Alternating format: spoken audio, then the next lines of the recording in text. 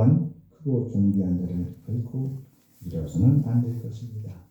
특별히 나라를 위하여 또한 백성을 위하여서 큰 뜻이 있고 수고한 이들 하나님께서 반드시 더욱더 보호하시고 지키실 줄 믿습니다. 모든 사람을 위해 꼭 필요한 귀중한 인물은 과거나 지금이나 동일하게 많은 사람들에게 사랑을 받고 또 하나님께서 귀하게 여기십니다. 오늘 말씀은 고대사의 아람이라는 나라, 그 나라에서 아람 왕 앞에 매우 크고 존귀한 자였던 나아만이라는 사람에 대한 말씀입니다. 그는 왕 앞에 크고 존귀한 큰 용사였습니다. 그래서 왕도 그를 아꼈고 모든 백성들도 아꼈습니다. 특별히 가족이 그를 아꼈고 또 그의 집안에 있는 모든 사람들이 그를 존귀하게 여겼습니다. 근데 어느 날 그가 나병에 걸렸던 것이었습니다. 오늘 말씀 1절에 이렇게 말씀합니다. 아람 왕의 군대장관 나아만은 그의 주인 앞에서 크고 존귀한 자니 이는 여호와께서 전에 그에게 아람을 구원하게 하셨습니다. 그는 큰 용사이나 나병 환자더라. 그가 나병에 걸렸다는 것을 알게 된 모든 사람들은 문둥병에 걸린 나아만을 지키고 보호하고 치료하려고 하였습니다. 그것이 바로 오늘 말씀입니다. 우리도 이 말씀을 통하여서 우리 가운데 크고 존귀한 자들을 지키고 잃지 않게 되기를 바랍니다. 아멘. 중보기도를 통해서 어려운 성도님들을 힘을 다하여 돕고 또 전도를 통하여서 갈 곳을 잃고 방황하는 영혼들을 하나님께로 돌아가도록 섬기는 역사가 우리 교회에 있기를 주님의 이름으로 축원합니다. 아멘. 나아만 왕이 아람 왕 앞에 크고 존귀한 자가 된 데는 이유가 있었습니다. 그것은 그가 아람을 구했기 때문에 그렇습니다. 당시 고대에는 오늘날과 같이 경찰국가 역할을 하는 가장 강력한 나라가 있었습니다. 오늘날 현대에는 미국이라는 나라가 전 세계의 경찰국가 역할을 합니다. 고대에는 아수르라는 나라가 그런 가장 강력한 나라로서 경찰국가 역할을 하였습니다. 그런데 아수르가 아람을 침략하였던 때가 있었습니다. 그때에 풍전등화 같은 이 위기 앞에서 나아만이라는 사람은 아람을 구했던 것이었습니다. 나라를 구했던 것입니다.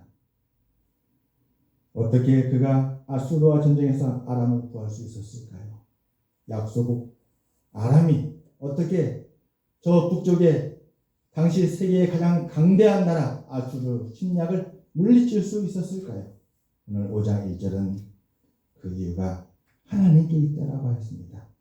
아람은 이방 나라였음에도 불구하고 하나님 앞에 은혜를 구했던 그 나아만이라는 사람을 통해서 하나님은 아람을 구원했던 것이었습니다.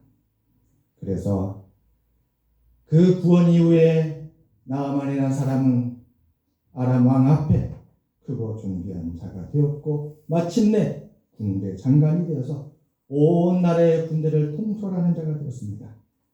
그런데 그런 나아만이 문둥병에 걸린 것입니다. 여러분, 문둥병에 걸리면 죽은 자와 같은 사람이지요. 살아있으나 죽은 자와 같습니다. 문둥병은 당시에 치료할 수가 없는 질병이었습니다.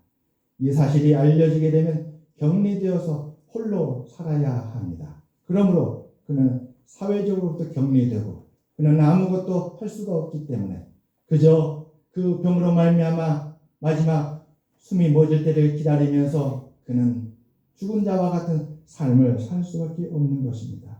하나님의 도우심으로 나라를 구한 영웅이었지만 자신이 문둥병에 걸려 죽은 자와 같이 된 것입니다. 이제 아람 왕과 그리고 그의 사랑하는 백성들과 가족들은 모두 나아만을 사랑하는 나아만을 그거 존귀한 자 나아만을 잃어버릴 위기에 이르게 되었습니다. 과연 그를 치료할 길은 없을까요? 다시 그를 살려낼 길은 없을까요? 그를 다시 사랑하는 가족의 품으로 사랑하는 백성의 품으로 이전보다 더 크고 존귀한 자로 그를 살아갈 수 있도록 도울 길은 없을까요? 그때 나아만 장군은 치료할 수 있다는 소리를 듣게 됩니다. 나아만의 집에 이스라엘 땅에서 잡혀온 어린 소녀가 하나 있었는데 그 어린 소녀가 주인 나아만이 문둥병에 걸렸다는 것을 알고 치료의 길을 말해줍니다. 그 소녀는 도대체 어떻게 알았을까요? 왕이 옷을 벗어야만이 그 몸에 문둥병이 있는 것을 보고 알 수 있는데 늘 정복을 입고 화려한 옷을 입고 출입하는 그 나아만이 문둥병에 걸렸다는 걸 어떻게 알았을까요? 그의 아내가 통곡하였던 것이었습니다. 가장 가까운 데 있는 분은, 가장 가까운 데 있는 사람은 그 슬픔과 아픔을 함께하는 사람입니다. 나아만의 아내는 모든 것을 그의 아내와 남편과 함께하기 때문에 그 고통과 절망을 누를 길이 없고 참을 길이 없는 것이었습니다. 그래서 아내에게 그 슬퍼하는 것이 그의 여종인 그 이스라엘 땅에서 잡혀온 소녀를 통해서 소녀에게 알려진 것입니다. 소녀는 자신의 여주인의 애통함으로 마음에 긍휼함이 생겼습니다. 비록 뜻하지 않게 참으로 아픔을 겪고 있는 소녀였지만 도적대에 잡혀가지고 끌려온 소녀였습니다. 가족을 떠나온 그 소녀였습니다. 얼마나 절망적인 소녀입니까? 그러나 슬픔 앞에서는 마음이 열렸습니다. 여주인의 애통함 앞에서는 마음이 열렸습니다. 그래서 믿음으로 치료의 길을 가르쳐 주었던 것이었습니다. 우리 함께 2절과 3절을 보겠습니다. 우리 5장 2절과 3절입니다. 전에 아람 사람이 떼를 지어 나가서 이스라엘 땅에서 어린 소녀 하나를 사로잡으매 그가 나아만의 아내에게 수경들더니 그의 여주인에게 이르되 우리 주인이 사마리아에 계신 선지자 앞에 계셨으면 좋겠나이다. 그가 그 나병을 고치리라 하는지라. 아멘. 아람에는 치료할 자가 없는데 이스라엘의 선지자는 문둥병을 치료할 수 있다는 것입니다. 아람의 왕도 치료할 수 없고 아람의 금은 보화도 치료할 수 없는데 이스라엘의 선지자는 치료할 수 있다. 여주인이 얼마나 기뻤을까요? 아내가 제일 먼저 기뻤을 것입니다. 남편을 살릴 수 있는 길이 있다니. 사랑하는 여러분, 다윗과 솔로몬 시대까지만 해도 이 아람은 이스라엘의 조공을 바치던 약한 나라였습니다. 다윗과 솔로몬 시대는 이스라엘의 전성기였죠. 그래서 북쪽 아람이라는 나라는 다윗의 위세에 눌리고 솔로몬의 부귀영화에 눌려서 오히려 이스라엘의 조공을 바치는 그런 약한 나라였습니다. 그런데 솔로몬 이후에 이스라엘은 남과 북으로 분열하여 나눠지게 됐습니다. 그리고 하나로 있던 나라가 둘로 쪼개지니까 나라의 국력이 약해진 것이지요. 그래서 북이스라엘은 그 이후로 이 아람을 이끌고 갈 수가 없었습니다. 아람이 이제는 약해진 이스라엘을 보고 전쟁을 걸어온 것입니다. 열왕기야 오늘 이 말씀 이전을 바라보게 되면 아람이란 나라가 이스라엘을 두 번이나 침략하는 그 말씀을 볼 수가 있습니다. 이전에 솔로몬 시대는 감히 침략할 수 있는 마음을 갖지 못했는데 나라가 둘로 쪼개져서 국력이 약해지니까 쳐들어오는 것입니다. 그래서 이스라엘과 아람은 적대적인 관계에서 아주 팽팽한 긴장의 관계 속에 있었습니다. 이러한 관계이었기 때문에 이 아람의 왕 그는 자신의 크고 존귀한 군대 장관 나만을 살리려고 비록 적대국이었지만 언제든지 전쟁이 다시 발발할 수 있는 그런 긴장 상태에 있었지만 그의 크고 존귀한 자를 살리기 위해서 이스라엘 왕에게 편지를 보냅니다. 그 편지를 통해서 간청을 하게 됩니다. 그래요. 아무리 왕 앞에 나라가 더 중요하고 또 이스라엘 나라를 빼앗을 마음이 클지라도 우선은 가장 아끼는 사람을 살려야 되잖아요. 비록 적대국이었지만 자기 아끼는 자, 가장 사랑하는 자, 그 신하가, 그 군대 장관이 살릴 수 있는 유일한 길이 이스라엘에 있다니, 적대국이었지만 그 이스라엘 왕을 향해서 마음을 낮추고 허리를 굽혀서 구하였던 것이었습니다. 우리 6절 말씀을 함께 보겠습니다.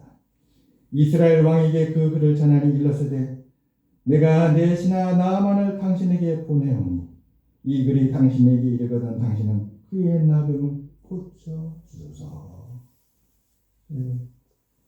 간절히 구했던 것이었습니다. 모든 이들이 나아만을 크고 존귀한 자로 보았고 그런 크고 존귀한 자를 잃지 않고 살리기 위해서 치료의 길을 찾았는데 그 치료의 길이 이스라엘에 있었습니다. 특별히 왕은 이를 위해 이스라엘 왕 앞으로 자기가 친서를 쓴 것이죠. 정중하게 썼습니다. 이스라엘 왕이 받아보고 그 아람 왕의 뜻이 진실하게 전달되기를 원했습니다. 뿐만 아니라 나아만 장군은 예물을 준비했습니다. 어떤 예물을 준비했는가? 우리 함께 5절 말씀 보겠습니다. 아람 왕이 이르되 갈지어다. 이제 내가 이스라엘 왕에게 글을 보내리라 하더라. 나아만의 꽃도 나서 은 10달란트와 금 6,000개와 의복 10벌을 가지고 가서, 이것을 오늘날의 단위로 환산을 해보면 금이 약 한 70kg였다고 합니다. 70kg. 어마어마하지요. 웬만한 큰 장정 한 사람의 몸무게가 70kg라고 하면 그 금덩이의 양이 대단한 것이지요. 은은 360kg라고 합니다. 360kg. 우리가 승용차에 타게 되면 360kg면 네 사람이 탔을 때 그 무게입니다. 대단해요. 이렇게 엄청난 양의 예물을 준비해가지고 선지자 엘레사를 찾아가는 것이었습니다. 사랑하는 여러분, 하나님의 은혜로 가는 길은 믿음의 길인 줄 믿습니다. 어린 소녀였어요. 포로로 잡혀온 소녀였어요.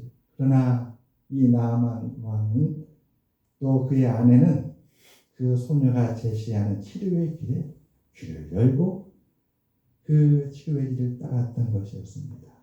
아람 왕도 나아만이 찾아와서 왕이여, 제가 이렇게 문둥병에 걸렸는데 이스라엘에서 잡혀온 어린 소녀가, 저 이스라엘에는 나병을 고칠 수 있는 선지자가 있다고 합니다. 그것으로 갈 수 있도록 허락해 주시옵소서. 아람 왕도 귀를 열고 마음을 열었습니다. 모두가 치료를 향해서 합력해서 다 같이 믿음을 모아줬던 것이었습니다. 그 믿음의 길은 연약하고 힘이 없어 도적들이 끌려온 이스라엘 땅의 어린 소녀가 믿음으로 전한 치료의 길이었습니다. 지난주는 어린이날 주일이었습니다. 또 5월 8일은 어버이날이었습니다. 어느덧 어버이는 머리가 희끗희끗해지고 머리부터 발끝까지 몸이 쇠약해져서 이전과 같지 않습니다. 이제 어버이는 밥을 먹는 것도 걷는 것도 가족의 부축과 도움이 없이는 힘겨운 나이가 됐습니다. 마치 이전의 어린 아이 때로 돌아간 것 같습니다. 어린이날에 그 어린 아이들이나 또 어버이날에 연로하시고 이제는 너무나도 쇠약해진 부모님이나 모두 다 어린아이와 같은 그런 삶을 살아갑니다. 그런데 하나님은 5월달 이 가정의 달에 우리에게 이 어린이들이 얼마나 크고 존귀한지 우리에게 말씀해 주었습니다. 더불어 이제는 젊은 날에 그 모든 날이 지나고 쇠약해지고 연약해진 부모님이 얼마나 크고 존귀한 은혜인지를 우리에게 말씀해 주었습니다. 사랑하는 여러분, 우리가 다시금 마음을 기울이기를 원합니다. 이스라엘에 잡혀온 어린 소녀이지만 그 어린 소녀의 마음에는 나병일지라도 불치의 병일지라도 하나님은 반드시 치료해 주실 것이라는 하나님의 치료를 향한 믿음이 있었습니다. 아멘. 은혜로 가는 치료의 길은 하나님입니다. 하나님이 치료하십니다. 그런데 하나님은 선지자를 통해서 치료하였습니다. 그래서 이 어린 소녀는 그 주인이 엘리사라는 저 이스라엘에는 선지자의 가기를 원했던 것이었습니다. 우리가 열왕기하 또 열왕기 상을 보게 되면 이스라엘의 선지자 엘리야와 엘리사가 어떻게 기적을 일으켰는지가 잘 나와 있습니다. 과부가 먹을 것이 없을 때에 엘리사 선지자는 아무것도 바라지 아니하고 그 과부의 기름병에 기름을 채워주었습니다. 가서 빈 병을 가지고 오라. 가능한 한 많이 가지고 오라.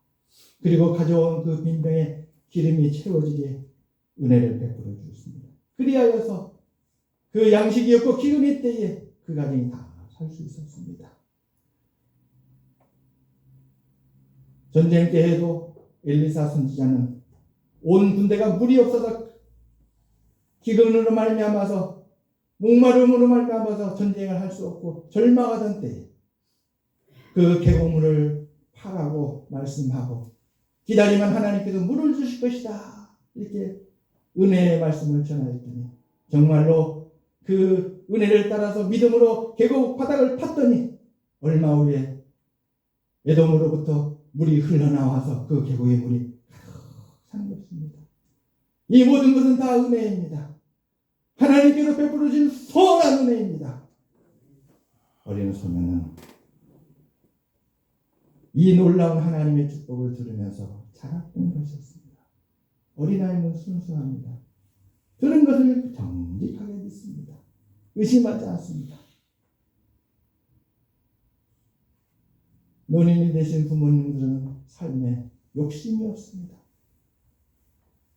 무엇이든지 자녀에게 다 내주고 싶습니다.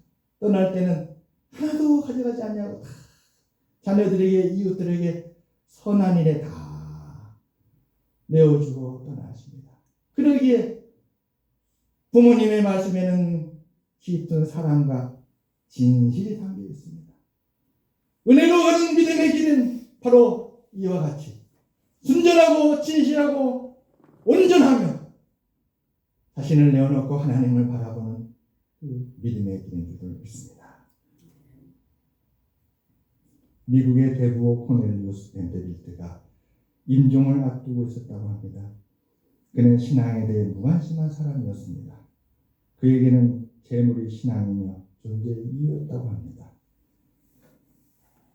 인생의 마지막 순간에 흑인 하나가 그를 위해 찬송가를 불러주었습니다. 오늘 우리의 새 찬송가 96장 예수님은 누구신가입니다. 벤델빌트는 조용히 찬송가 가사를 음미했습니다. 우리의 찬송가 96장 예수님은 누구신가의 가사는 이렇게 됩니다. 예수님은 누구신가? 우는 자의 위로와 없는 자의 풍성이며 천한 자의 높음과 잡힌 자의 노임되고 우리의 기쁨 되시네. 그때 벤데빌트의 입술이 조금씩 떨려왔다고 합니다. 그리고 나지막한 음성으로 이렇게 고백했습니다. 그는 대부였습니다. 그러나 그는 하나님 앞에 이렇게 고백합니다. 주님, 저는 가난하고 천한 사람입니다. 찬송가 가사가 그의 마음을 울렸던 것이었습니다. 어떻게 예수님은 없는 자의 풍성이 되는가?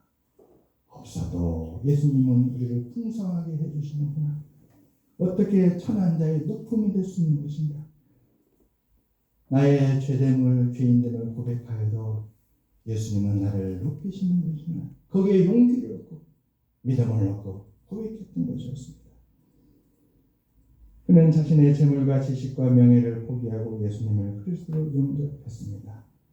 쥐고 있던 모든 것을 놓는 순간 인생의 새로운 빛이 그에게 들어왔다고 합니다. 하나님은 아람 앞에 크고 존귀한 자였던 나아만을 이제는 하나님 앞에 크고 존귀한 자가 되게 하기 위해서 그를 시련의 역경을 지나게 한 줄 믿습니다. 그는 나아만 문둥병에 걸렸지만 이로 인해서 엘리사 선지자를 찾아갔습니다. 그것은 하나님의 은혜로 가는 믿음의 길이었습니다. 그는 하나님을 찾아간 것입니다. 하나님의 은혜를 향하였던 것이었습니다. 이 시간 우리 모두 하나님의 은혜를 향하여 나가는 우리의 복되는 삶이 되시기를 주님의 이름으로 축원합니다. 아멘. 신앙은 사망을 삼킵니다. 신앙은 죽음을 생명으로 변화시킵니다. 새살이 돋아납니다. 오늘 이 예배를 허락하신 하나님께서 오늘 이 말씀을 통해 우리 모든 성도님들은 더욱더 믿음의 삶으로 생명의 삶으로 더욱 아름답고 복된 살이 돋아나는 복된 축복의 삶으로 인도해 주시기를 주님의 이름으로 축원합니다. 아멘. 기도하겠습니다. 하나님 아버지 감사합니다. 밴드빌트가